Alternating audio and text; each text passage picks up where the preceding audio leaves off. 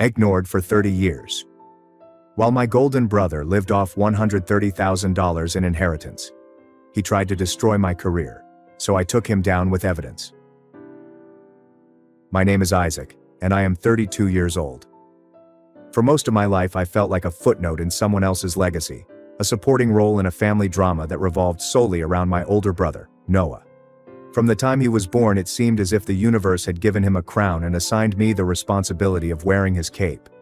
He was the golden boy, the firstborn son, whom my parents believed deserved the finest of everything, and they made certain he received it. I used to believe it was due to our parents' upbringing or cultural background. "Your brother's the eldest," my mother would add, as if it were some mystical incantation that justified any harm. My father once told me bluntly, "You'll understand when you have kids, the first one is special." I didn't comprehend. I still don't. But I learned not to ask questions. Instead, I learned to shrink, to be silent, to accept hand-me-downs, forgotten birthdays, and second-best hugs. When my grandparents died, I had a faint hope that things would change, that I would be recognized as more than a shadow in their will. But the pattern persisted. Noah received the house, the one our grandmother used to rock us to sleep in, complete with the rose shrub she planted when we were toddlers. He received the savings account, which grandfather liked to joke was for the boys' futures. He also received grandma's jewelry box, which she had stated she wanted me to have because I was careful with emotional items. But those were only words. Apparently my name did not appear in the will, not even for the ancient cuckoo clock in the hallway where I used to whine for grandma on Saturdays. The part that wounded me the most was how nonchalant everyone seemed about it. My parents stopped trying to hide their preference. "Your brother has responsibilities," my mother added, as if managing money he didn't earn and a house he didn't tidy made him a martyr. "He's the one who will carry on the family name," my father stated one Thanksgiving as Noah sipped on his fourth whiskey sour. It was as if they were attempting to establish a dynasty, with me serving as a backup in the event that the golden kid was injured. So I left. Quietly. No fight, no spectacular exit. I grabbed a tech support job in another location and worked my way up. Lived small and kept everything. Nobody noticed. Nobody called. At Christmas I received typical group texts from the family chat room. My mom gave me a thumbs-up emoticon for my birthdays. She once sent it a day late, which was great. I wasn't bitter, at least not first. I just calibrated, learned to live quietly. In the meantime, Noah was having a great time. I'd get glimpses of his life on social media when my curiosity got the best of me. Photos of him at rooftop bars lying next to pools in Vegas and smiling with girlfriends whose names changed every several months. He even attempted to establish a podcast about cryptocurrency entrepreneurship for a short period of time. It lasted for 4 episodes. He videotaped them in grandma's living room, surrounded by family heirlooms he had no idea about. I watched 15 minutes of one before closing the page. I recall thinking, this house is going to rot underneath him. It wasn't long until the calls began. Mom was the first to speak, her voice upbeat and easygoing. "Hey sweetheart. Just wondering if you thought about coming home for Easter. Noah would love to see you. Noah is struggling, and we need someone responsible around." I did not respond. Then Dad took the guilt way. "Family's all we have in this world, son. Don't let grudges ruin that." I wanted to say you wrecked it, but instead, I let the stillness extend. Then came the group call. Noah appeared on the screen, looking exhausted and attempting to grin. "Bro," he replied. "I miss you, man." He let out a feeble little laugh. "You still got that apartment in the city? I might be around next week just to catch up." He didn't add that he had sold the house 2 months before to pay off business debts or that the female he was dating had emptied his account on her way out. But I knew. My cousin Ava told me everything in a late-night direct message. "Don't say I told you," she replied. "But your brother's living out of a hotel and asking around for loans." Still, I did not say anything. I let silence speak for me. It sounded louder than any insult. 3 weeks later, I unlocked my apartment door in the evening to discover him waiting there. He resembled a ghost, with thin features, red-rimmed eyes, and crumpled clothes that appeared to have been worn overnight. The Noah I grew up with, the one who used to call me kiddo while flicking the back of my ear, was no longer there. This variant appeared hollow. He didn't even attempt to simulate charm. "I didn't know where else to go," he explained. His voice broke midway through the phrase. I'm in trouble, Danny." That was the first time Dad had addressed me by my name in years. Not bro, dude, or kiddo, just Isaac. I stopped in the doorway, frozen. A small part of me, the younger version of myself, was still waiting for Big Brother to behave decently. I wanted to step aside and say, "Come in." That meant giving him a blanket, a hot supper, and a bit of the protection I'd carved out for myself. But then I remembered sitting on the steps during my grandmother's burial, listening to him joke with his buddies about flipping the house for a profit. I remember seeing my father offer Noah a check from my college fund, which they said had vanished during the recession, so Noah could start something big. "I just need a little help," Noah remarked, massaging his eyes. "A place to crash. Alone maybe. I swear I'll pay you back. I've got a plan." That statement struck me like a punch. I have a plan. He always had a plan. It always ended with someone else cleaning up the messes. My hand clenched on the doorframe. I examined his face. The same look that laughed at every insult my parents tolerated. The same face that received my future as a party goodie. I did not yell. I didn't even raise my voice. "Funny," I said. "That's exactly what you left me with." His eyes fluttered. Confusion, followed by realization, and then something else. Maybe it's shame, or just discomfort. I couldn't wait to find out. I stepped back and shut the door. And through the peephole, I saw him remain there for a moment, then turn and shuffle back toward a waiting Uber, without luggage, hope, or a return ticket. But what occurred next? That's when everything began to collapse. Because closing the door was only the start. The fallout was still coming. The next morning, I received an SMS from my mother. Only one line. "I heard what happened last night. Call me." No. "How are you?" No pleasantries. Just that ambiguous, heavy sentence, carrying the weight of 1,000 hidden expectations. I stared at it for a while, sipping lukewarm coffee and wondering how fast Noah had crawled back. I didn't respond. 2 hours later, my phone lit up with her name. I let it ring. Then again. I turned off the ringer. Then came the voicemail. "Isaac, it's your mother. I don't know what's gotten into you, but Noah is your brother. Family helps each other, especially when one of us is down. I expect a call back." The irony almost had me laughing. Families benefit one another. Since when? I spent the day in silence, focusing on work and keeping my phone on silent. That evening, I checked my email and found a message headlined, "Family Meeting, Sunday at 3 p.m. It was transmitted by my father to a chain that included me, Noah, and my parents. I nearly didn't open it, but curiosity got the best of me. It was brief, formal, and written like a memo from someone who had forgotten how to be a father, and instead structured each sentence like a business agreement. "We're going to settle this like adults. This family cannot survive with division and cold shoulders. Your brother needs support. We're hoping you'll be reasonable." Reasonable. I gazed at the word until it blurred. They portrayed it as reasonable to give Noah the house while I lived on a mattress in a shared college dorm and worked evenings to pay rent. Reasonable is how they justified squandering the family savings to cover his failing app idea while informing me they couldn't afford to pay me a single visit after I moved. Noah stole Grandma's ring, the one she told me to retain for someone special someday, and gave it to a lady he had just dated 3 months before. And now they expected me to be sensible. However, a part of me hesitated. I was not heartless. I didn't want to retain a grudge indefinitely.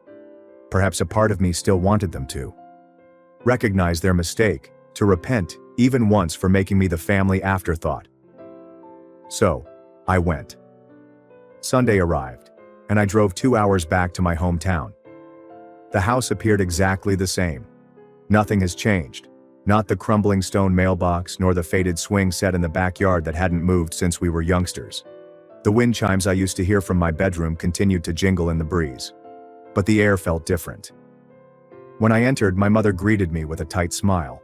My father was already seated at the dining table, not in his normal chair, indicating that this was official. Noah sat across from him, crouched, with a hoodie pulled over his head like a shell. His eyes were sunken deeper than usual. He did not look up. "Thanks for coming," my father remarked, motioning for me to sit.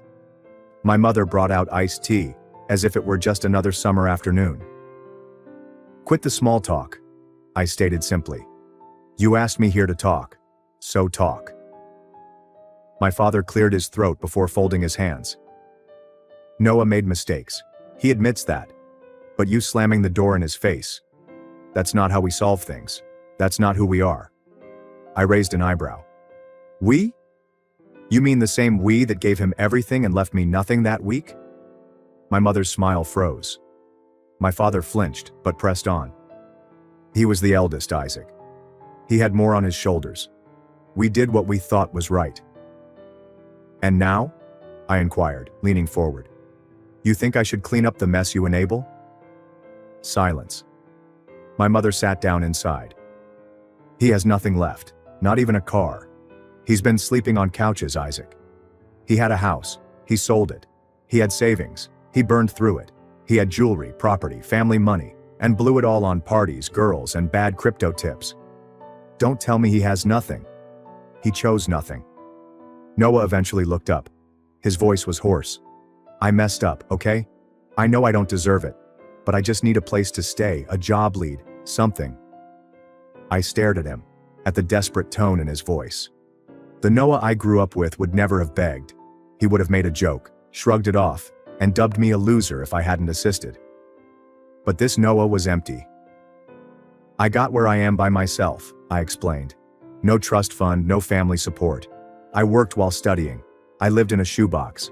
I fixed people's printers and answered angry customers for years while you flew first class to Ibiza." "I know," Noah said. "I know I don't deserve it, Dan. I just..." He trailed off, and my father continued where he left off. "We're asking you, son, as a family. Can't you lend him a hand?" I glanced at all three of them and it struck me. They weren't asking for assistance. They demanded sacrifice, again. Just as always. Wrapped in remorse, iced tea, and familial values. I stood up.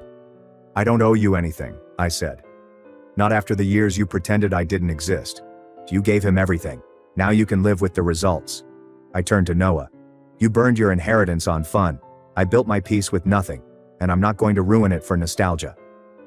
My mother's eyes watered. My father seemed to want to talk but couldn't find the words. And Noah only nodded, as if he'd finally understood. I left the house without saying anything else. There were no slamming doors or yelling.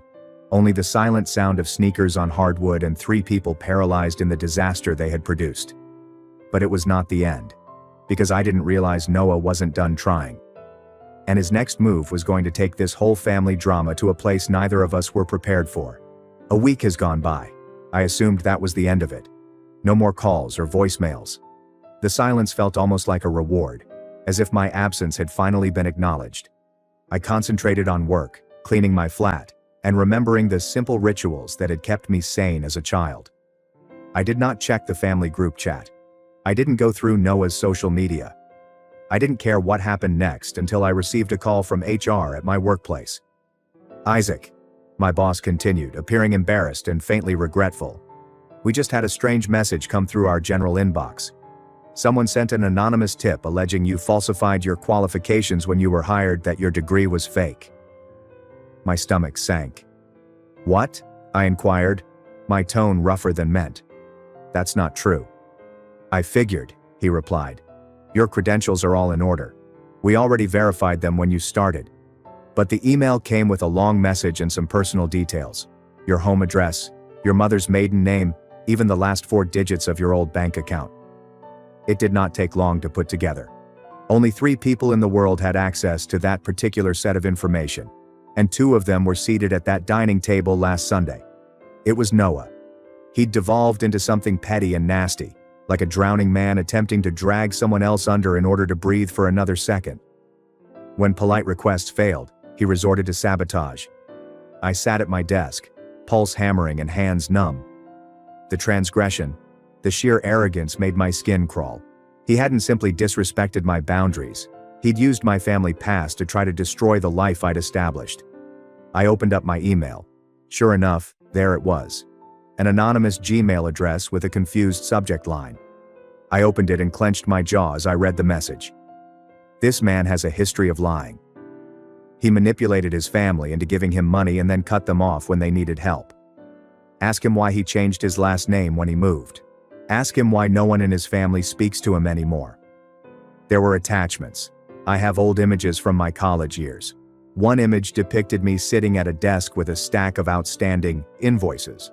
Another was a fuzzy scan of a half transcript from a community college that I never completed before transferring. None of them proved anything, but they all painted a picture. One intended to create just enough doubt. And it was concluded with a single sentence. You don't know who you hired. I wasn't even aware I was shaking until I dropped my mouse. I called my manager back right away. He told me that the email had already been noticed and rejected, and that the company did not tolerate anonymous slander without evidence. But he stated something else. You might want to handle whatever's going on at home, he suggested gently. Because whoever sent that, they're not done. I ended the conversation and sat there staring out the window. The city skyline felt remote, as if it belonged to a world I no longer knew. My sanctuary, my apartment, felt smaller now. I had a fleeting thought that I should have blocked his number the moment he came up at my door. Instead, I let guilt overcome me. I attended that meeting as if it were a negotiation. I gave him an opportunity to be human. And now he was attempting to destroy everything I'd accomplished simply because I said no. I took out my old external hard disk, which I hadn't touched in years. It was full with backups, including images, receipts, and emails. I began digging, not because I was terrified, because I was done with defense. See, the problem with being neglected your entire life is that you become adept at observing, at remembering, by filing away items that others believe you will forget. And Noah had made a lot of blunders, not only with money. I'd helped him compose some emails back in the day. One to a girl's enraged father after she accused Noah of pressing her for cash. Another to a questionable cryptocurrency site, where he boasted about using family riches to support high-risk bets. There were chat logs, screenshots, even a folder named Marketing LLC, a fictitious company he established to qualify for a business loan with a doctored bank statement I discovered on a flash drive years before. I hadn't saved these items for vengeance. I had just never thrown them away. But suddenly, I had everything I needed. But I wasn't about to play his game. I was not going to send anonymous tips. I wasn't going to respond with petty sabotage. I was going to show him what it was like when the person you dismissed became the one thing you couldn't ignore. I created a professional clear letter. Every accusation is supported by proof. Every paragraph included in an official document. Then I emailed it, not to my company, but to the bank Noah had duped with his loan swindle. The one I recognized from the previous statements on that journey. I did not transmit it anonymously. I signed it with my entire name. Because if Noah wanted a fight, I was finished cowering in the shadows. I hadn't heard anything for about a month. On a wet Tuesday morning, I received a call from a number I did not recognize. It was a woman from Harborview Bank's fraud division. Hi, is this Isaac Reyes? Yes. I just wanted to confirm. You're the one who submitted the packet regarding Noah Reyes and the 2021 loan under Marketing LLC? I felt my spine straightening. Yes, that was me. There was a pause, the type with weight. Thank you. The documentation was very thorough. We've been sitting on a soft flag for that account for almost a year. We couldn't prove anything until now. She did not say much else. Couldn't legally. But I could tell from the tone in her speech that things were already in motion. I hung up and gazed at my phone for an entire minute. I hadn't felt so quiet within years. Not numb, but serene. I felt as if I had finally emerged from a storm that everyone else had mistaken for sunshine. 3 days later, I received a text from my cousin Ava, just a screenshot. The photo showed Noah being led out of what seemed to be a hotel lobby by 2 plainclothes officers. Below it was a message. So he's being investigated: bank fraud, identity misrepresentation, loan default. Your dad is livid." I stared at it for a long time, barely understanding what I was witnessing. The man who used to mock the system while drinking drinks had now lost the game. But what struck me the most was that I did not feel triumphant. I felt neither joy nor smugness. I felt finished. A few days after the arrest, my mother called. I let it go to voicemail. This time, her voice was weak, lacking polish and composure. "Isaac, I don't know what's happening. Your father's pacing the house like a madman. They're saying Noah might have used forged documents. The bank's been calling. We didn't know. We didn't know he was doing that." Another pause. "I know you're angry. I know we've hurt you. But please don't destroy him. He's still your brother." It would have been so simple to call her back.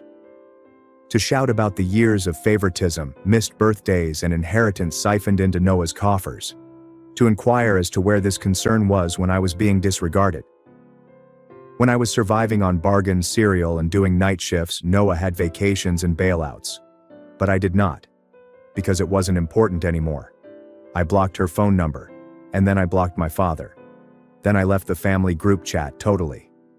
I destroyed the old email threads, images, and text archives that I had saved as mementos of a life I thought I was meant to want.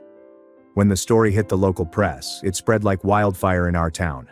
A local man has been charged with fraud in the $130,000 small business loan scheme. The report contained a number of aliases: Marketing LLC, Sunvest Solutions, and even Reyes Holdings, which made me laugh out loud, as if he was attempting to construct a phony empire behind a borrowed name. There were quotes from persons he had defrauded: a gym owner who never received payment, a college student who worked for him for a commission that never materialized. A female claimed she lent him $3,000 for a business trip that he never took. One of them mentioned, "He talked like he had it all figured out. Like he was doing me a favor. I should have known it was all smoke." The fallout was terrible. The bank froze his account. His cryptocurrency investments had plummeted months ago. His car, which was leased rather than owned, was repossessed. His last known address was a month-to-month sublet that he had not paid for in 6 weeks. What about his friends? Gone. All of them. Those that partied with him in Vegas. Those that shared filtered group photos with number grindset and number hustle hashtags. None of them paid a visit. When the mugshot was released, none of them responded on his social media accounts. Ava informed me that my parents attempted to take out a second mortgage to pay a defense attorney. It was denied. Because they had already used the property as collateral for Noah's previous business failure, which he dubbed a game changer. They no longer owned the deed. Ava provided one final update before I urged her not to bring it up again. "They're selling the jewelry," she explained. "Grandma's necklace, the ring, even her brooch." I sat on it for a while. Not because I wanted the jewelry, not because I sought vengeance. But in that instant, I realized something. My parents had spent 3 decades giving everything to one son and watching him burn it to ashes. And they spent the same decades disregarding the other. The quiet one, the consistent one. As if he were an afterthought. And suddenly the precious kid had become dust. And the shadow. He had established a life. 3 months have gone by. Then 4. Then I received a letter in the mail. Handwritten. There was no return address, but the penmanship looked familiar. It was from Noah. The letter was short, sloppy, and barely a page long. He wrote, "I know what you did, and I don't blame you. I hate what I've become. I'm scared. I don't expect forgiveness, but if you ever feel like talking, I'll be here. I've got nowhere else to go." I folded the letter, returned it to the envelope, and slipped it into a drawer I hadn't opened in years. The one where I kept old keys, fading receipts, and items I never tossed away. Then I shut the drawer. And for the first time in my life, I didn't feel like I was carrying someone else's weight. I did not respond to Noah. I did not write back. I did not tell anyone. I simply stood up, strolled to my kitchen, poured myself a drink, and gazed out at a skyline I created entirely on my own. There is no inheritance, no help. It's just grit and memories. and the gradual, hard process of prioritizing peace over family. And you know what? That was enough.